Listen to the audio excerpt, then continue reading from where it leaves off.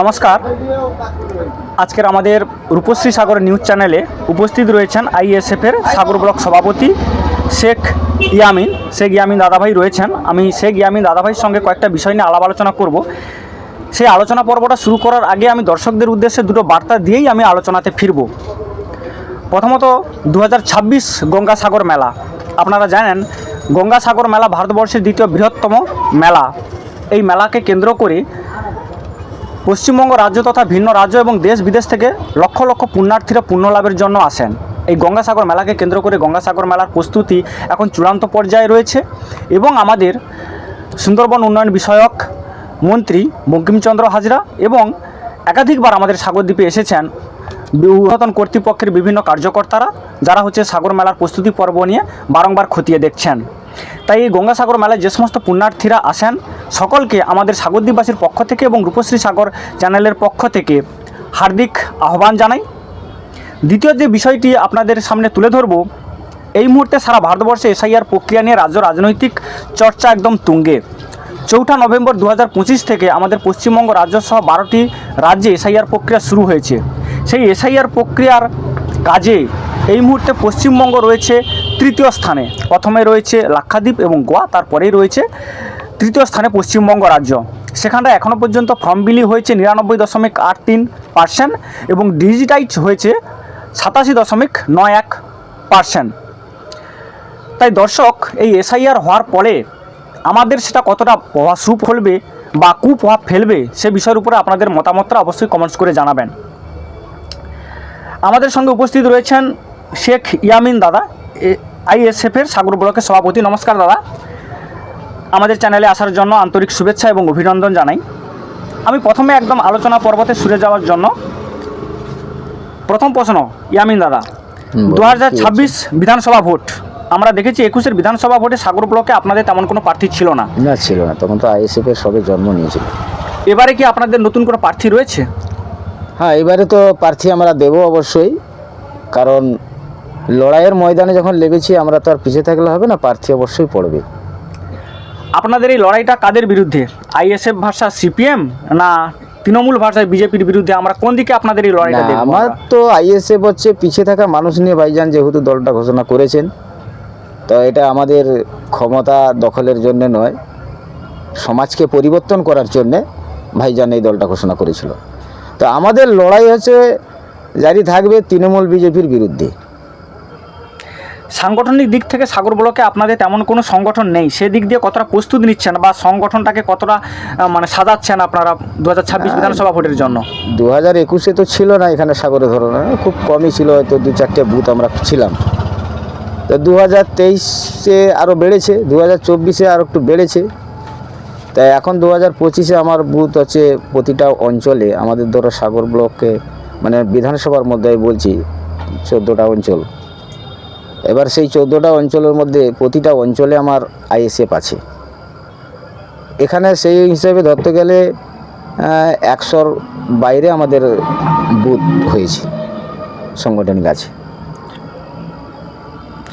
সাগরদ্বীপে আপনাদের সংখ্যালঘু ভোট তো খুবই কম, সেদিক দিয়ে সংখ্যালঘু ভোট কাটা বিজেপির হাতকে শক্ত করা। তা আপনারা কি চাইছেন বিজেপিকে সুবিধা পাইয়ে দিতে? না, আমরা বিজেপিকে সুবিধা করতে চাইব কেন? দেখো, একটা জিনিস বলি, আমরা বিজেপিকে সুবিধা করে কোন দলকে জিতবে হারবে এটা আমাদের প্রশ্ন নয়। আমাদের প্রশ্ন হচ্ছে সমাজকে পরিবর্তন করা। সমাজকে পরিবর্তন করা। ভাইজান সেই হিসেবে দল ঘোষণা করেছে। তাই একটা কথা বলি, ভাইজান যে দলটা ঘোষণা করেছে Indian secular front, all secular front, তাহলে পিছিয়ে থাকা বর্গের মানুষকে নিয়ে ভাইজান দলটা ঘোষণা করেছে। তাহলে এখানে আদিবাসী, দলিত, মুসলিম সকল সংখ্যালঘু পিছিয়ে থাকা মানুষ আসবে। এখানে হিন্দু মুসলমানের কোনো গল্প নেই তো, এখানে কোনো হিন্দু মুসলমানের গল্প নয়, এখানে সকল মানুষ এই দলটা করছে। আমার সাগর বিধানসভায় দেখা যাচ্ছে যে 100 বুথের মধ্যে দেখা যাচ্ছে 50টা 60টা বুথ হিন্দু, তারাই দলটা করছে। মুসলমান আমাদের কি সব বুথে থাকছে না। রুদ্রনগর অঞ্চল ধরতে গেলে আমার 8টা বুথে 9টা বুথে আইএসএফ আছে, তার মধ্যে দেখা যায় 3-4টে বুথ মুসলিম আর 4টে বুথ হিন্দুরাই করেছে, সংগঠন করে আছে। তাহলে সেখানে আমাদের এখানে হিন্দু মুসলমানের কোনো গল্প নেই। দাদা, কোন কোন ইস্যুকে সামনে রেখে আপনারা 26শে বিধানসভা ভোটে লড়বেন? দেখো, আমাদের ইস্যু হচ্ছে, দেখো একটা জায়গা দেখতে হবে, আজকের যেই নদী বাঁধ যেভাবে ভেঙে আজকে চলে আসছে আমাদের সাগরবাসী, আস্তে আস্তে ছোট হয়েছে দ্বীপটা না। তো এই বাঁধটাকে আশা করব যে বোল্টার দিয়ে বাঁধ করে দেওয়ার জন্যে, এবং সাগর দ্বীপের মধ্যে চারোদিকে যেন নদী বাউন্ডার এটা আইলা বাঁধের মতন উঁচু করে করা হয়। তাই এইসব জায়গাটা আছে। তৃতীয় অংশ একটা হসপিটালের অবশ্যই আমার সাগরের খুব প্রয়োজন। স্পেশালিস্ট হসপিটাল নেই এখানে, নদীতে চড়া পড়ে গেছে। তা যখন দেখা যাচ্ছে রুগীকে নিয়ে যাচ্ছে, সেই সময় চড়া হয়ে গেছে, রুগীটা রাস্তায় ভাড়া পড়ে যায়, অনিয়মিতভাবে ভেসেল চলে, হ্যাঁ অনিয়মিতন চলছে, সেখানে একটা অসুবিধা আছে। তা সেই হিসেবে একটা হসপিটালের খুবই প্রয়োজন, যাতে সাগর দ্বীপে একটা ভালো হসপিটাল থাকে। তা সেই হিসেবে সুযোগ সুবিধার জন্য যেগুলো আমাদের খুব প্রয়োজনীয়, সেই জায়গাগুলো আমাদের তৈরি হবে। একটা জিনিস হচ্ছে, যেখানে আমাদের 100 টাকা মানে 1000 টাকা জন্যে আজকের মায়েদের দিচ্ছে 1000 টাকা, আমার ভাইজান ঘোষণা করেছে। যদি কোনো সময় আসে এই ফন্ডে, তাহলে আমার মায়েরা পাবে 5000 টাকা, কর্মস্থানের জন্য পাবে। আজকের আমাদের কারোর কাছ থেকে তো ভিক্ষা নয়, অধিকারের জন্য আমরা লড়াই করছি, তাই না? আমরা তো ভিক্ষা চাওয়ার জন্য লড়াই করছি না, আমরা অধিকারের জন্য লড়াই করছি। তা সেখানে আমাদের কর্মস্থানের দরকার আছে, ঠিক আছে? এটাই। ইতিমধ্যে পশ্চিমবঙ্গ রাজ্য সরকার নবান্নের তরফ থেকে ওয়াক অফ বিলটাকে মেনে নেওয়া হলো, কেন্দ্র সরকারের ওয়াক অফ বিলটা যে চালু হয়েছিল। দেখো, আপনাদের ওয়াক অফ বিল নিয়ে দল কি মতামত করছেন, বা আপনাদের কি মতামত? একটা কি জন্য আমি বলছি, আমরা তো মানে মেনে নিতে পারছি না, আর যেহেতু সরকার ঘোষণা করছে, আবার মেনে নিতে বাধ্যতা। তো এই সরকার তো আমাদের সঙ্গে একটা মানুষকে ভাউতাবাজি মানে করালো না, প্রতিশ্রুতি মিথ্যা দিল। কিছুদিন আগে যখন ওকাব আন্দোলন করেছিল, সরকার তখন বলেছিল যে এখানে আন্দোলনটা করবেন না, দিল্লিতে করবেন। তা আজকে এখানে লাগু হতে দেবে না বলছিল, তা আজকে তো লাগু হয়েই গেল, 5 নভেম্বরের আপলোড করতেই হবে। তো সেখানে মানুষরাই চিন্তা ভাবনা করে দেখবে। 2026 বিধানসভা ভোটে সাগর ব্লকে আপনারা কোন দলকে এগিয়ে রাখবেন? আমি যেটুকু আমরা 21 সালে বিধানসভা ভোটের ক্ষেত্রেও দেখেছি, তৃণমূল রয়েছে প্রথম সারিতে, সেকেন্ড পর্যায়ে রয়েছে বিজেপি, তৃতীয়তে রয়েছে সিপিএম। সেদিক থেকে আপনারা 2026 প্রার্থী দিতে চাইছেন, তো কাকে, কোন দলটাকে আপনি সামনে রাখবেন? দেখো, এটা বলা যাবে না যে কোন দল আমার সামনে থাকবে। আমি যখন মাঠে নামবো, আমি সামনে যাওয়ার চেষ্টা করব, তাই না? আমি তো সামনে যাওয়ার জন্যই মাঠে নেমেছি। তা চেষ্টা তো করব যে আমি সামনে যতটা যেতে পারি। কে পিছিয়ে থাকবে এটা আমার জানার প্রয়োজন নেই, আমি সামনে যাব সেটাই আমার প্রয়োজন। আমার লক্ষ্যটা আমাকে সামনে যেতে হবে। সাগর বিধানসভা ভোটের ক্ষেত্রে এসআইআর কি কোনো প্রভাব ফেলবে বলে মনে হয়? না, সেরকম তো আমি দেখছি না, আমার সাগরে এই প্রভাবটা পড়বে না।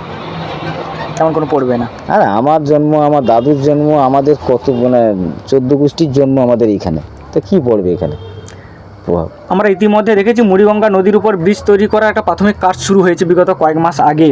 নতুন করা তেমন কোনো কাজের অগ্রগতি আমরা দেখতে পাচ্ছি না। আবার ইতিমধ্যে সাগরমালাকে কেন্দ্র করে আপনার চর কাটার জন্য ড্রেজিং শুরু হয়েছে। তা প্রকৃতপক্ষে কি আপনার কি মনে হয় যে আমাদের মুড়িগঙ্গা নদীর উপরে ব্রিজ তৈরি হবে, না এর নেপথ্যে অন্য কোনো কারণ রয়েছে?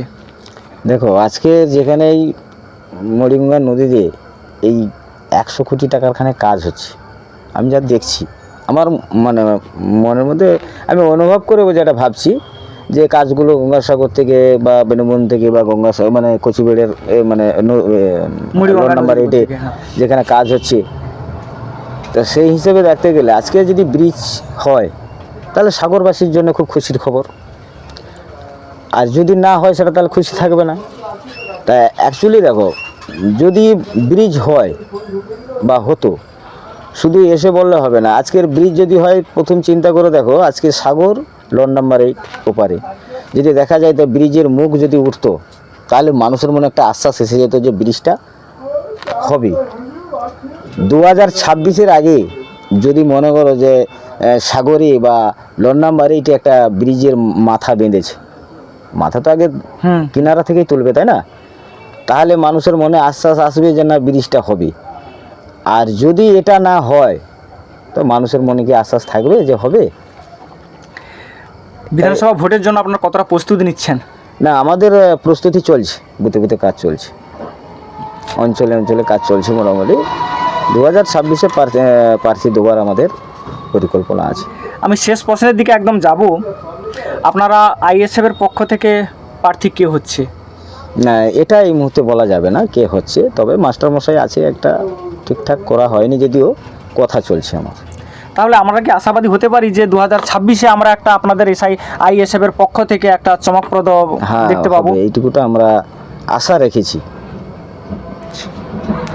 যাই হোক, ক্ষণিকের আলোচনাতে আমরা ইয়ামিন দাদাভাইয়ের সঙ্গে কয়েকটা বিষয় নিয়ে আমরা আলাপ আলোচনা করলাম। আমাদের এই নিউজ রুমে উপস্থিত থাকার জন্য দাদাভাইকে অসংখ্য অসংখ্য ধন্যবাদ, এবং সমস্ত দর্শকদেরকে আমাদের নিউজ রুমের পক্ষ থেকে আন্তরিক শুভেচ্ছা এবং অভিনন্দন জানিয়ে আমরা আজকের অনুষ্ঠানটা আমরা এখানটাই শেষ করছি।